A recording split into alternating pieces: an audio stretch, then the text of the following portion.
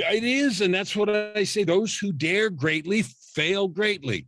So carry a blanket of forgiveness and get on with the program, because every time something happens, I have the same choice you do. I can cry, I can lament, I can get angry. Okay, maybe I can do that for a minute. But at the end of the day, I either quit or I recommit. It's your call every time, every single time. Hello, my loves, and welcome back to Create Your Life. I am your host, Simone Leah. So I just wanted to let you guys know that today's interview is actually an interview that I recorded about a year ago when I ran an online event called the Soul-Led Entrepreneurs Summit. It was a really, really, really wonderful event. I had some beautiful, amazing speakers talking about things like connecting with your intuition and how you can use that in your business. How to do Facebook advertising, how to do marketing as a soul-led entrepreneur, all of these cool things to do with business, entrepreneurship, and actually also spirituality and connecting within. And so these interviews were so wonderful that I really wanted to be able to share them with you now. So if when you're watching this, you see or hear the word soul-led entrepreneurs, this is still the Create Your Life show, but these interviews were just too good for me to keep to myself any longer. So I really, really, really hope you guys enjoy this interview, and I can't wait to connect with you again soon.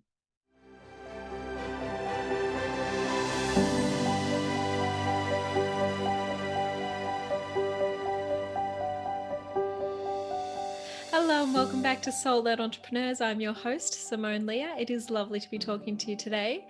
I just did the most amazing interview with Kellan Fluckiger, and it's definitely a groundbreaking, mind-shifting interview for anybody who's wanting to take their life to the next level and transform from where they are to where they actually want to go. There were so many things that we talked about that could help you shift from where you are now to where you're going in every aspect of your life. And some of the amazing things that we really touched on with Kellan was talking about the value of connecting in. Kellan actually broke down his morning routine, and as someone who's been in the personal development space for more than 20 years, I've gone to the seminars, I've read the books, I've done the work. I have to say that his morning routine was the most well-rounded and just the most aligned routine that I've ever come across. I just thought the way he broke down his routine in the mornings and what he recommends people to do is just a transformation all on its own. And I will let him share that with you in the interview. But even just from that space, there's so much value in just even his morning routine. Okay. And coming back to that place within yourself was a big theme as well. There's just going to be such a shift just from listening to this and engaging with him in just this one interview. So I would also highly recommend reading his books and listening to his podcast, because he just has so much value to share that, yeah, this was just amazing. So I really hope you guys enjoy it. And hey guys, so today I'm here with Kellan Fluckiger. How are you today, Kellan? Thank you for being here. Well, first of all, I want to congratulate you on saying my name right. That's amazing. Most people don't do that. So I'm very good. Thank you for having me. And I'm thrilled to be part of your process and serve your people. Thank you so much. Would you be able to share a little bit about who you are and what you do with the audience so they can get a little bit more of a feel for you? Well, if you knew me now, compared to 15 or 20 or 30 or 40 years ago, it would be a completely different person. For a long time, I was a high-powered executive, made a lot of money, testified before Congress, this and that and the other. And if you Google my name, you'll see lots and lots and lots of hits of things I wrote and did and places I spoke. 13 years ago, my life changed. I had a divine intervention, a dramatic invitation to change. So from that point on, I worked hard to overcome what was decades of depression untreated, change all my habits and practices, and become a person who is solely dedicated now to helping people discover, develop, and manifest their divine nature and gifts. My definition of the ultimate life is a life of purpose, prosperity, and joy that you create by serving with your divine gifts. That is amazing. That is exactly what we are all about here. So, what kind of got you started on this journey? I know you've had like a near death experience, and that's obviously shifted things as well. What started to move things forward for you along this path from corporate land? Well, I spent 40 years from 13 to 53 suffering, struggling with depression. I was raised in a very, today it would be felony child abuse, then it was just hard discipline. Home, I was kind of religious oriented, go to hell, not good, bad, but a lot of physical stuff. Like I remember getting dressed even in high school in the locker room and getting dressed last because I didn't want anybody to see that I was black and blue and that sort of thing. And so and part of the whole thing was you can't talk to anybody, and shrinks and all those people, they're godless pigs, so you can't talk to them either. So I spent my whole life from 13, I say 13 because that's when I first remembered like trying drugs, stimulants. I was sniffing gasoline, not with people, no peer pressure, just alone because I wanted to get away from the life that I had. So I never talked to anyone all that time till I was 53, so 40 years. And during that time, depression does what it does. I had huge up and down cycles. I burned through who knows how many relationships, married and divorced 3 times, in and out of rehab. But I was also very successful corporately, made a lot of money because when it was sort of this perverted circle, because I kept thinking, if I get important enough and make enough cash, maybe I'll get that big stamp of approved in my forehead, which of course I never got. Finally, when in 2007, I had a divine intervention, which was something that can be only described as an intentional invitation from the divine. This was not the near-death experience that happened a few years later. And that intervention, it was a 2x4 up the side of the head to change my life. So the story about that will take a few minutes. I don't know that we have time for that story, but if you want to know all the details, it's in one of the books I wrote called Tightrope of Depression, My Journey from Darkness, Despair, and Death to Light, Love, and Life. Anyway, so I had the 2x4 wake-up call. At the same time, I was holding down a high-powered job, making more money than I knew what to do with. So my $3,000 a week addiction was lunch money. At that same time, I walked away from all that. The woman that I'm married to now also came in a very divine way. I will tell that story because it's funnier than anything. After the 2x4 divine intervention, which was a 17-hour out-of-body experience that is incredible, but it's in the book. 2 weeks later, I hadn't quit the job yet. And because of the position that I had, I always got freebies, free tickets, free box seats to this, that, and the other, gifts, because I made decisions that mattered a lot to people, billions of dollars of stuff. So all right up to the edge of sort of bribe, but not quite, so I got tickets to everything. And a pair of tickets that I got was to a classical cellist, Yo-Yo Ma. And if you're a classical music fan, you know who that is. And if you don't, it's fine. But I was single again for the 3rd time. So I always gave the other one away. And I said to the people that worked in all the groups I managed, I said, who likes classical music? And some lady in one of the groups I managed said, I do. And I said, have I ever given you anything before? No. Okay, here, cool. See you there. So that was it. We showed up at the concert. Halfway through the concert, and this is 2 weeks after stone cold sober, walked away from everything because of what happened before. Halfway through the concert, I'm sitting there and I had this feeling, and I thought, I recognized it from the feeling that I had a couple of weeks ago.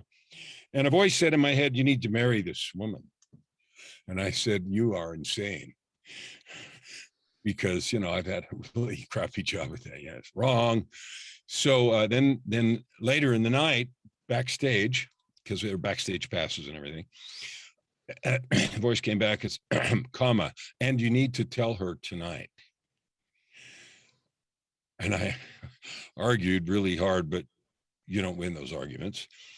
And so I did, and I could have been charged with, harassment or anything else because, she worked in some of my groups and stuff. And it went about like you would have expected. And 2 weeks later, she had her own set of experiences. She resigned her position. Everybody in the office knew I had drug problems, but didn't matter. She quit. and we've been together 14 years. She was the angel that helped me with the depression. The divine intervention got me sober, but I didn't do anything about the depression. So she stuck with me while we worked that out for the next 4 or 5 years. And that is the thing that got me changed. It was abrupt, it was sudden. The path out of depression after 40 years of never talking to a soul, not knowing how to feel anything because I didn't. I was a really good method actor. I could play a role like nobody's business, but I didn't know anything about real life. So she was that angel. So those two things that happened with literally within 2 weeks of each other were what changed things in 2007. Wow. And are you able to talk a little bit about the process of what you actually did to move through that depression and be able to start to create the life that you love? Like, because obviously you speak a lot about having a joyful, aligned life.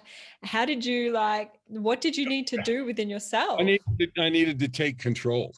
And what I mean by that is I was allowing the upbringing that I had, the scars, the molding, shaping, to run my life, the stories that I wasn't good enough and never would be, which is what that left me with. I mean, whatever about my mom,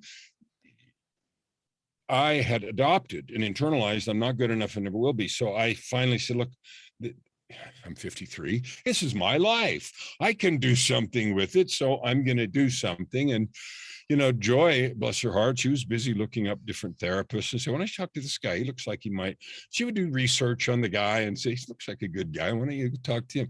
So she found me some really cool people. And some of them, to start with, I just BS'd them because I was so good at that. And I was afraid. I couldn't be vulnerable. I lied. I told stories. I told stuff that happened, and then analyzed myself. And they just sat there the whole time. When they got done, I'm sure they were thinking, yeah, okay, I don't know what to do with this guy. But finally, after a while, I learned to tell the truth, to get vulnerable, to explore things with an open mind instead of knowing stuff. And gradually, they recommended trying. I tried some different antidepressants, some natural ones, some meds and different things. And I was really sensitive to how they made me feel. So I could tell the difference really quickly. And I wasn't going to just take pills. I needed to see what happened because they all have different side effects. And I could tell about those too. And so that was it. I started talking to people. I went to see some shrinks for the first time in my life. I described stuff. One guy said, I'm surprised you're still alive. He said, I don't know why you're breathing air, but you are. So let's see what we can do. That kind of stuff. One guy that I really liked, his favorite thing was shamanic breath work. So we'd go in there and talk for a little while, and he'd say, okay, there's a good thing. I'll take that to the mat. So he'd lay on the floor, he'd play some stuff. And for an hour and a half, I'd be doing this breath work session and get into an altered state. And then the music would end and get up and say, all right, what'd you learn? And then we'd talk about what I had experienced during that. I mean, all kinds of different things. But finally, I got to the place where I understood some things. I took control of my own life. And that's one of the things I talk about in Tightrope is you can be anywhere. You can have anything have happened to you up to this point that you want. Take control. It's your levers. So the only thing you need to decide is, I'm not doing this anymore, whatever this is. I'm not giving up. I'm not quitting. I'm not feeling bad. I'm not being run by the economy or COVID or the past or history or my upbringing or lack of it or whatever it is. I'm going to mess with the levers until I get something I like. And so that's kind of where it started. Wow, that's amazing. So it was really more of just trialing and erroring everything that kind of came in and seeing what fit for you. It is. And when I help, as I've done all that over these years, the most powerful single thing is to learn to meditate and to incorporate it into a regular morning ritual. So an intentional conscious preparation at the beginning of every day. And the reason that's the most powerful thing is because it allows you to dictate priorities and energetic attitude for your day. If you don't do that and you get up and you get into news or phone or whatever, you're reacting instead of creating. Yeah. Amazing. Would you be able to talk about your morning routine? Because obviously a lot of our listeners are soul-led entrepreneurs, and I think a lot of the time everyone's like, you've got to have a solid morning routine. You've got to get up and do this and this and this and this. I'd love to hear from your perspective on someone who's coming from a very aligned place, what you do in the morning to set your day. Well, I'll tell you two things. One is what I teach to start with when I help clients. And the second thing is what I do, because they're different. Okay. They've evolved. So what I teach clients is figure 40 minutes. I break life arbitrarily up into four things. SPEM is the acronym: spiritual, physical, emotional, mental. So 10 minutes total connection. I don't care if you pray, meditate, read some sacred literature, do something that intentionally connects energetically with your higher power. No interruptions, nothing else. Do that. You can use apps on the phone. There's a million meditation apps, whatever it is. Do something that completely helps you learn to be still. There's three steps to meditation. One is be still enough or slow down enough to be where you are and when you are. Step two is be still enough to notice what is there. And three is trust what comes to you is truth. So 10 minutes in meditation. The next part is P, physical. I don't care if you're going to go work out or play football all day. Spend 10 minutes honoring your body. Now, I did martial arts for a long time, so I do yoga-like and other kind of stretches, et cetera, but it's just something to wake up and honor the body. The E is emotional, and that includes all your relationships. So a suggestion I have for people is pick 3 or 4 relationships that either need strengthening, acknowledging, or some kind of repair attempt. Send some text, send some love, do something that intentionally focuses you and takes some action on 2 or 3 relationships. And M is mental. I've got 30 books here that are stacked up around me, and I read 2 or 3 chapters in different books, doesn't matter. It's to keep the mind active, learning, and focused. So SPEM is the acronym that I use, 10 minutes minimum in each one to start your day. So that's what I teach. What I do is simply an extension of that. So my meditation thing is probably 60 minutes, sometimes longer. Sometimes I merge that with the physical part, and I'll do long, slow kinds of stretches and almost dissociate from the body, but it's mixing those things. The E is what I described, only I always intentionally focus during the meditation on who the recipients are so that I feel intuition and inspiration about what those are. And sometimes they're clients, sometimes they're people that I haven't talked to for a long time. Sometimes I'll scroll through Facebook Messenger or my texts and just feel who needs a message and send some stuff. I regularly communicate to people that I love them, and I use that word very powerfully and very intentionally, but I also define it. To love someone is a verb. It's a choice to use your resources, spiritual, physical, emotional, mental, to serve them in their highest and best interest. So that's E. And M is mental development. I just do it for longer. Sometimes I'll read half a book. I read really fast. That's another class that I teach, how to read 10 times faster than you read. Different way of learning. But anyway, so I might read a whole book or half a book. But it not only do I read it, but I sit and I connect it to everything that I know and see how I can create an expansive process. My ritual takes anywhere between 2.5 and 3 hours. And the first thing people say to me when I say that is, I don't have time. You're out of your mind. And here's what I will tell you, and I will look you right in the eye and promise you. If you do what I tell you, it will create time. You will get more done. You'll make less mistakes. You'll be in flow. You'll move faster and better, and you'll be on fire as you burn through the stuff you want to do. So nothing nonsense about I don't have time. That's what we do in the morning.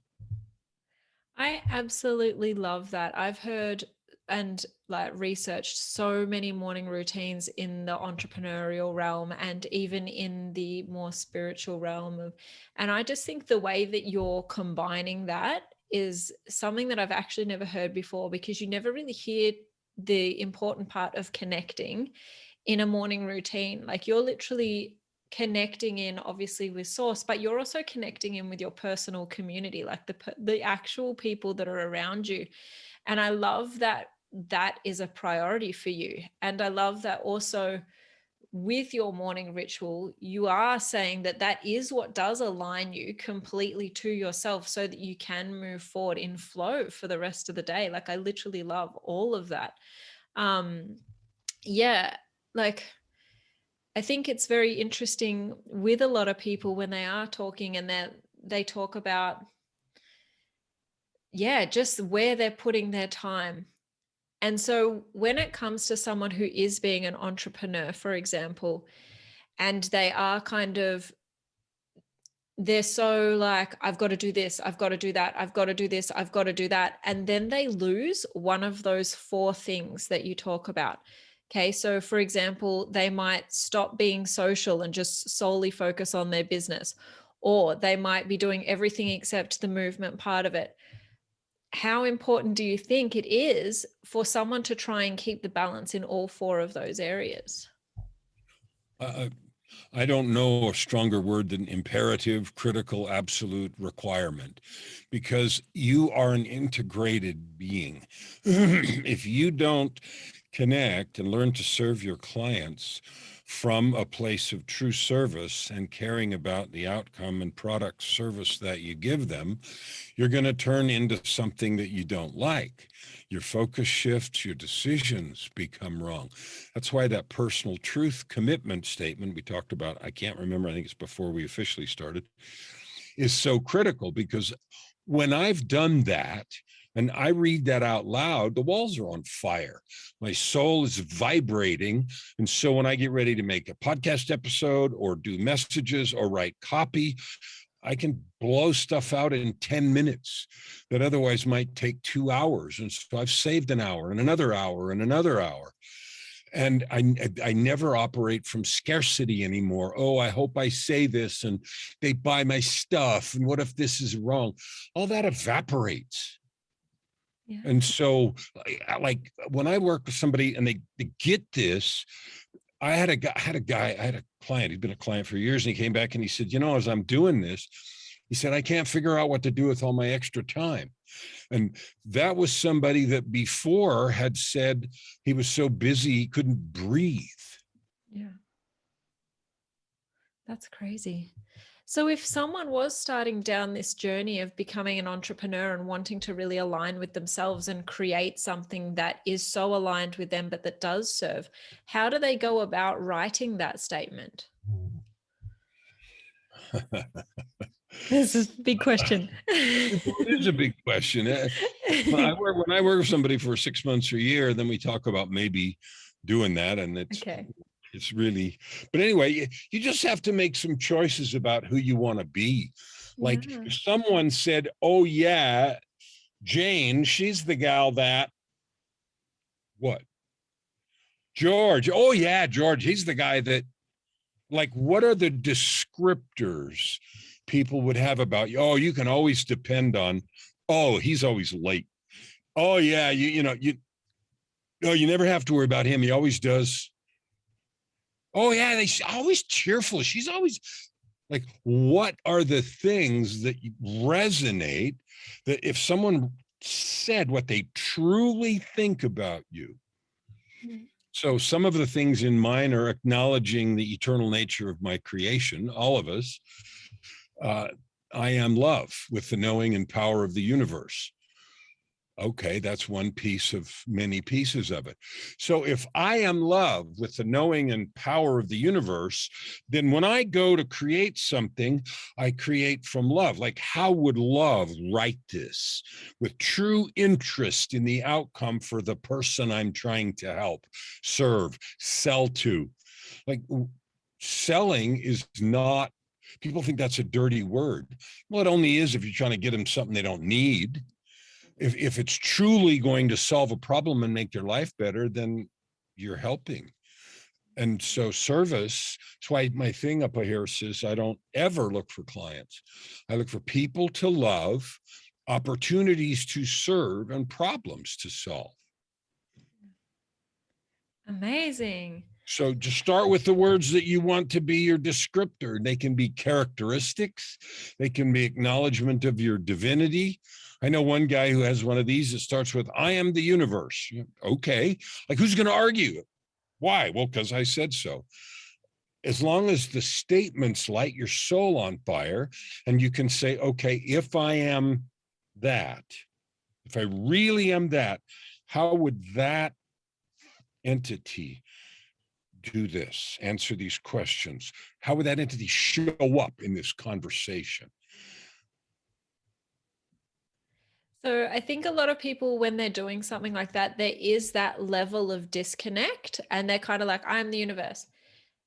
If someone was having trouble with really connecting in with the feelings around I am love, or really struggling to connect within and feel those emotions, because the emotions are the most important thing for manifestation, feeling like you are actually love and creating from that feeling place of what love would feel like is so important. If someone was struggling to do that in any area of their life, how would you recommend helping them to reconnect in with themselves to be able to feel?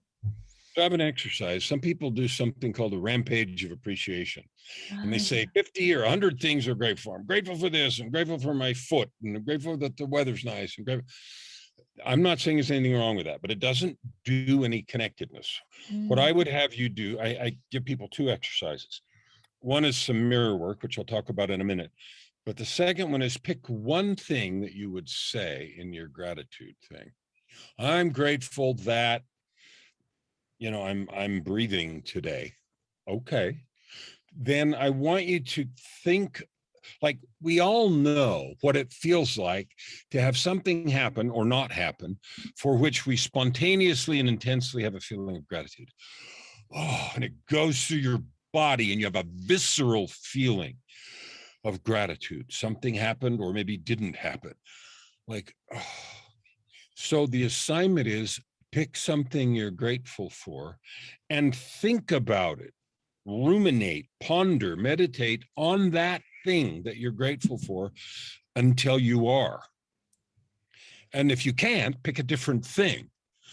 Like, okay, find something and think about that gratitude until you experience that, and pick 2 or 3 things, not 50 or 100. And so in a few minutes, you can have the visceral experience of gratitude, and do the same thing with love or with compassion or with forgiveness. One statement I have is, it says, whoops. Through divine love and power, I am forgiveness. I hold no anger, bitterness, or judgment toward anyone for anything, including myself. Okay, so that means that nothing I can, then I go through my heart, the people I've thought about. Is there anything that I'm not happy with, that I'm upset with, that I'm holding on to with that? And the hardest part for me was, including myself, because I had such a mess of a life that I felt responsible and I hated myself a lot, and that drove me to all kinds of things. Holding on to those rocks in your backpack, all it does is make you useless in terms of adding good to the world. So you're free to carry that crap around till the cows come home. You're not very useful unless you make a choice to live tomorrow like a blank page instead of as an extension of the past. So if I want to feel how forgiveness would react, and I can say in a situation when I'm talking to anyone, if I am compassion is another one. I act with encouragement and kindness. So if I am compassion and act with encouragement and kindness, that measures and modifies every thought, every feeling that I have toward you here now in this conversation, or toward the audience that I imagine, that would hear this and say, how do I do that? You know how to do it. Slow down enough to feel the power of those words. And you can't pretend you don't know what they are. Even if you haven't experienced them, you've longed for them. So go there and start there. Slow down and enter the place of understanding, and you'll get a picture of who you really want to be.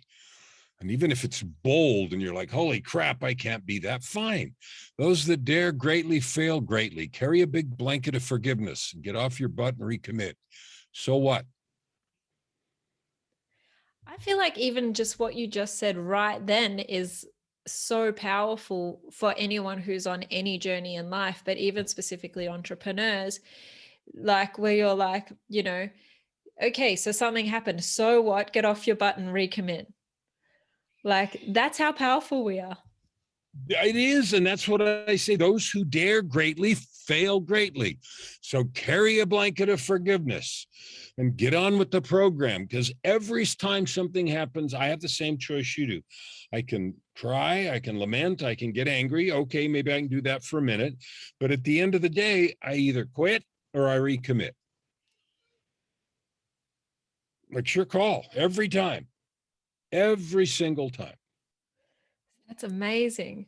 So if someone wanted to grow a business that was aligned with their soul, and obviously they are going to have hardships as they go, what are the important things that you think will help to keep them on track on that journey and help them transfer from where they are, or transform from where they are now to where they're wanting to go? Don't think of it as on and off. Somebody asked me that not yesterday, a couple of days ago, and they said, well, I want to do this thing. And I said, well, there's no need to jump off a cliff and build your parachute on the way down. Sometimes people do that, and sometimes they get away with it. Often you splat on the bottom, and then you have to figure out how to heal. Instead, build a ramp. Like if you have a different job and you hate your job, I would suggest two things. One, learn to love your job and do the best that anybody ever in the universe ever did at that job, because it shifts your energy and it makes you into a person who does what they say and lives in integrity. Then figure out what you really want to be doing and figure out how to build that. Get the help you need. Like people have done this, they're doing it now. So get a good coach, get a good program, find a way to do that. I have a lady right now as a client, and she said, she helps women who have been kicked to the curb, corporate women who've been dumped out of corporate, and they're trying to figure out, she calls it a plot twist. I love that. A plot twist in your life, and you're trying to figure out what to do. And she said, even if you need to build your dream an hour at a time, we all went, when we went to college or any kind, we had a summer job, right? We worked at delivering pizza. None of us felt embarrassed about that, and none of us thought it was forever. I had that corporate job for 30 years. So the way I describe it now is I had a summer job for 30 years. I hated it. I happened to get paid a lot, and it bought me an awful lot of misery. Yeah. So you can have a summer job. You're not selling out because you build a ramp. So what? Yeah. So just build it. Like if you keep putting it off, all it's going to do is the ramp is going to get steeper. Yeah. No one is coming. Like at the end of the day, nobody's going to come. The cavalry isn't coming over the hill. Yeah. You get to do this. It's your life. Grab the levers.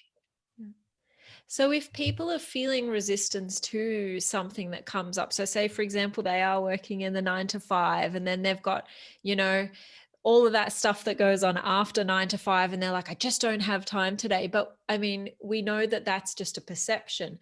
How would you suggest people move through those little things every day? Because their soul is obviously crying out to do something more, but there's a part of them that's kind of just getting in the way there. How would you suggest they move through some of those sort of challenges? So sometimes I tend to be a little bit brutal about that. And someone says, I don't have any time. I'll say, fine, stay where you're at. Cool. You're free to do that. Stay where you're at and hate it till you're dead. I'll come to your funeral and put a wreath on your life that said, in your thing that says another wannabe. Oh, I can't do that. Okay, then figure out how to trade.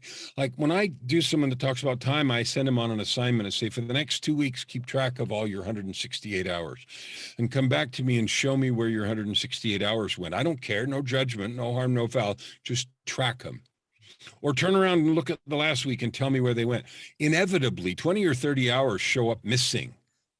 And when we actually track where they go, we find all kinds of things we could trade, but it means we have to do something different, not watch TV or play social media or sport something. Nobody's going to make you do that. Those are your trades. You got the same 24 hours I do. I don't watch TV. I don't know anything that's on. You know, I may watch an hour or two a week. And I just don't. Not because I hate it, not because it wouldn't be fun, but there's other stuff I'd rather do. And if you tell me you want to build a business, my answer is, how bad? So track your time. If you really want to do it, 2 weeks, get out a calendar, track your time, 168 hours in a week, and figure out where it all goes and see if you're happy with the distribution of that most precious resource. And if you're not, make some trades. Yeah.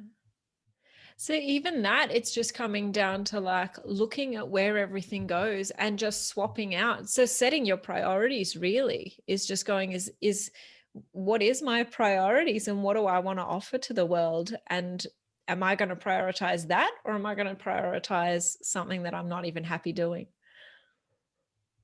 I just like people tell me that stuff like that all the time. And I said, give me your bank account and give me your calendar and I'll tell you what's important to you.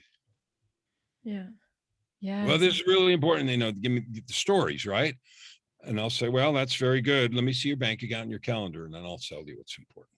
Yeah. Where your money goes and your time goes, that's your priority. Yeah. Amazing. So if people wanted to start shifting that sort of stuff, it's just really a case of making that choice in every moment, not even every day. It's just about reconnecting in with yourself in the morning, as you said. Give yourself maybe that some sort of mission statement to get yourself moving. And then anytime you are feeling that resistance, just take the time to reconnect in with those things to move yourself forward. And forgive yourself when you fall off. So, oh, I wasted a bunch of time. I had this on my calendar and I didn't do it. I twiddled my thumbs. I watched the game or whatever. Okay, cry a river for 3 seconds and then recommit tomorrow. Like the world didn't end. The sun went down and came up. So that was yesterday. That doesn't mean you can't do it. It means your 3 hours did something else. Okay. Start today. What can you do today, right now? Yeah. I literally love that. So if someone was on that journey and they kind of had a rough idea of where they were wanting to go, and we've talked about minimizing the excuses and just choosing in every moment to keep moving forward, do you think that like having someone to help hold you accountable is important? Because what I'm loving about you is the fact that you're kind of like, look, you can have excuses, I don't mind, but it is a little bit of that tough love, which I like, in terms of sometimes you do need that. And so do you think that people can do all of this sort of moving through their stuff on their own, or do you think having someone to help and guide you is important on that journey? Or do you think it just depends on the person? Yeah, I think there's probably 0.00001% of the people that can do it on their own. And there's probably 75% that are too proud to go get the help. And so the answer is, I don't know. I didn't do it on my own. I got all kinds of help. And at first it was hard and I hated that. And I thought I was supposed to know everything and all the rest of that nonsense. But if you look at the Olympics we just watched a little while ago and the Paralympics and stage performers and actors and musicians and everybody in the world, they all have help. Most of the top, in fact, I would say 95% of the top executives in companies have coaches. You just don't know who they are and you don't know that. They got there with help. And so the idea that you're supposed to somehow do this on your own is a fairy tale. Yeah. So go get the help you need. And people say all the time, well, I can't afford it. Okay, fine, stay where you're at. Yeah. Like, go ahead. How's that working for you? And, that's what I ask all the time. Okay, I'm in. How's that working for you? Are you making the progress you want? Here's the way I ask it. Here you are today, wherever here is. And you tell me, we talk, and you tell me what your goal is. It's over here. Oops, I'm off the screen. So here you are, and here's your goal. Okay, is the trajectory, the growth trajectory that you're on right now, does it go through your goal? Or do you need to elevate the trajectory? Like, I don't know. If you keep doing what you're doing right now, are you going to get your goal? Or is it going to be 2146 before you get there? Are you happy with the speed? And if you're not, then you got to elevate your progress. Like, this is not complicated. And if you tell me, if I keep doing exactly what I'm doing, in 3 months, I'll be there. It's like, live long and prosper. But 99% of people say, well, no. Oh, well, then what should we do to elevate the trajectory of your growth? Yeah. So that does also bring up another point of knowing what your trajectory is.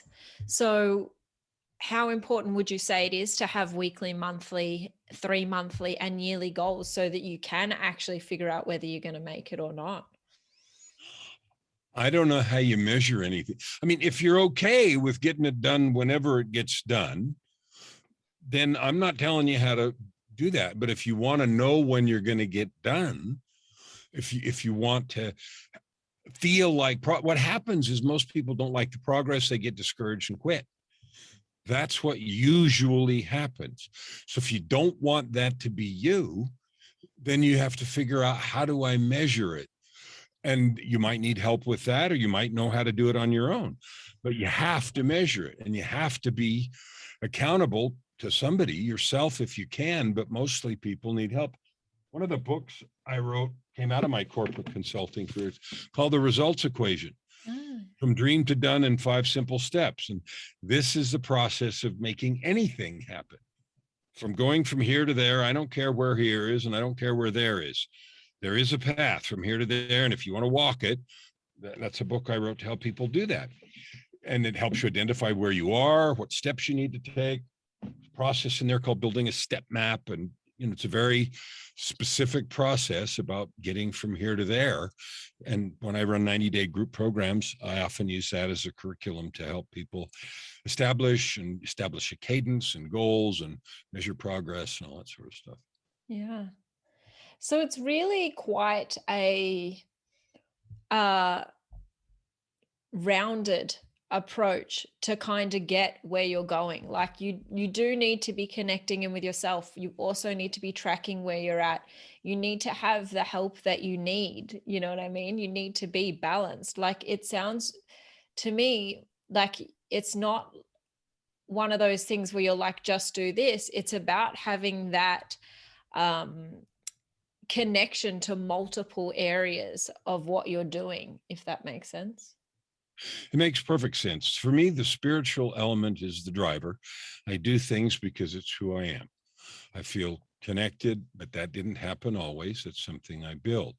From that place, I have goals that I want to accomplish. I want to help people with their goals. I love coaching. I love seeing people do stuff they didn't think they could do. But as a practical thing, we have to measure growth. Like, a kid grows up and you have a little mark on the door, those kinds of things.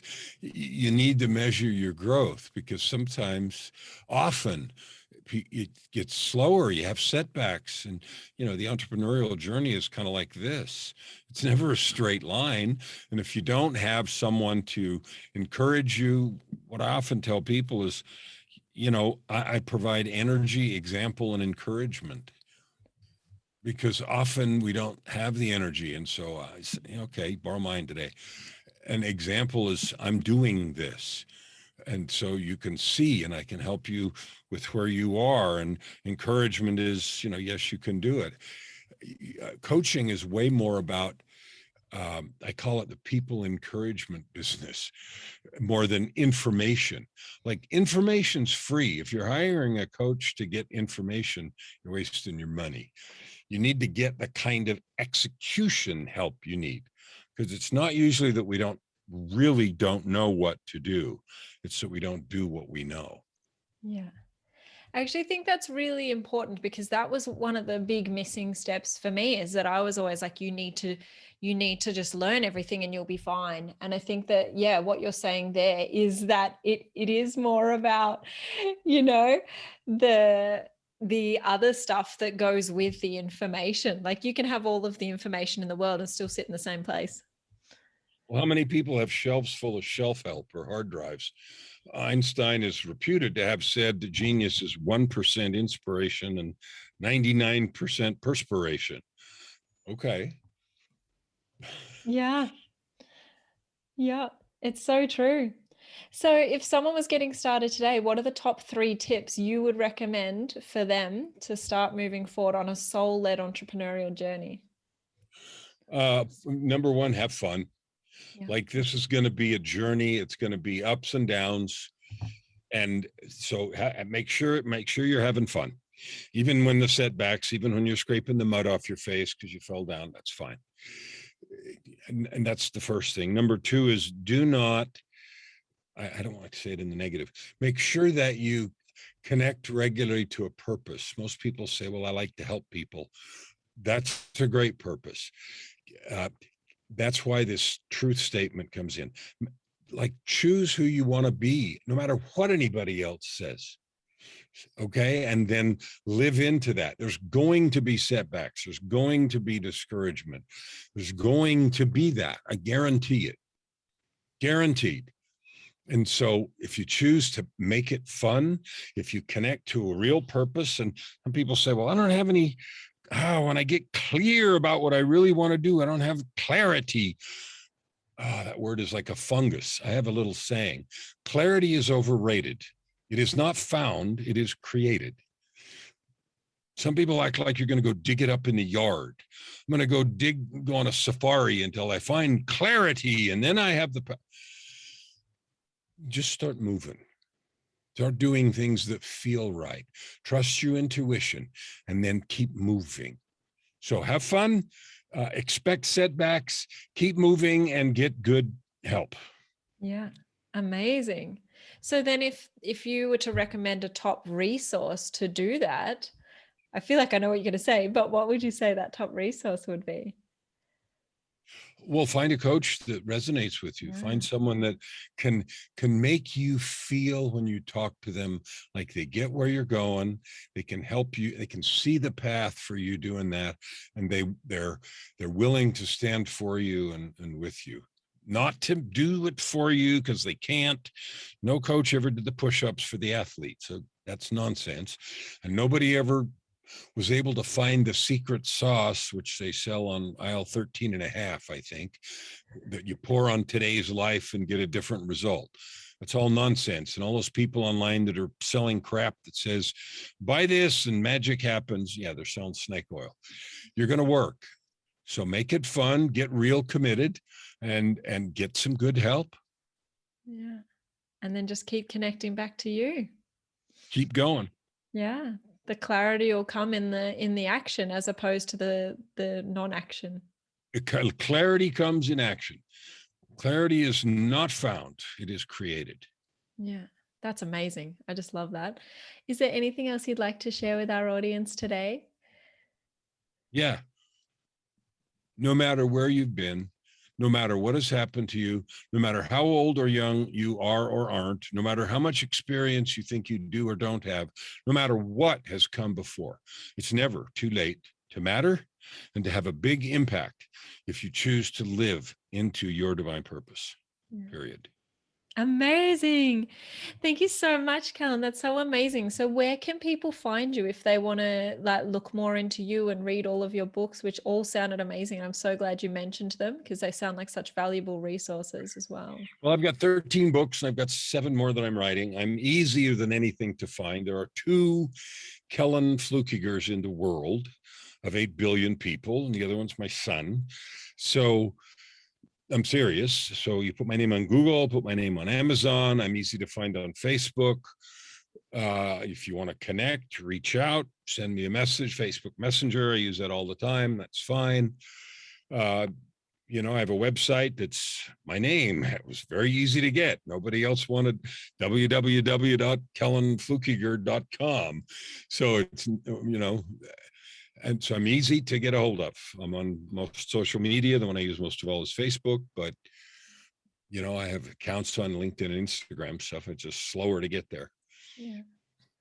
Amazing. Thank you so much. I will link to all of that for the audience so that they can find you. But that was like, it's such an amazing conversation. Like, I feel like, I came into this with an idea of where we were going to go, but we went so many different places and I just loved all of it. So thank you. Thank you so much for your time. I feel so grateful to have connected with you today and I really appreciate it. Thank you for the opportunity to share a message of hope, optimism, and opportunity with your group. I meant every word that I said. I don't really do anything else except live to help people understand that who they really are and what they really can do. Yeah. And that really, really does come through in everything that you say. Like you come through so grounded and solid that that's who you are and it just shines right out of you. So I feel like everyone's just going to get so much value from this. So thank you so much. I really appreciate it. All right. Thanks.